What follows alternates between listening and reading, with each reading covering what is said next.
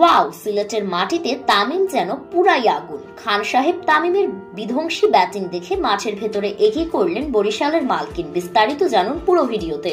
সিলেটের ব্যাটিং স্বর্গে ভালো শুরু পেয়েছিল দুর্বার রাজশাহী।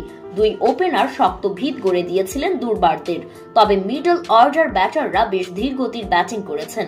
সিলেটে টস হেরে আগে ব্যাট করতে নেমে 4 উইকেট হারিয়ে 168 রান সংগ্রহ করেছিল রাজশাহী। দলের হয়ে সর্বোচ্চ 39 রান করেছেন বিজয়। জবাবে খেলতে নেমে শুরু থেকে বিধ্বংসী মেজাজে ব্যাট চালাতে থাকেন তামিম। একের পর এক 4 ছক্কা হাঁকিয়ে সিলেটের মাটিতে রীতিমতো তাণ্ডব চালিয়েছেন এই ব্যাটার। 179 স্ট্রাইক রেটে ব্যাট করে 48 বলে 86 রানের এক অবিশ্বাস্য ইনিংস খেলেন তামিম।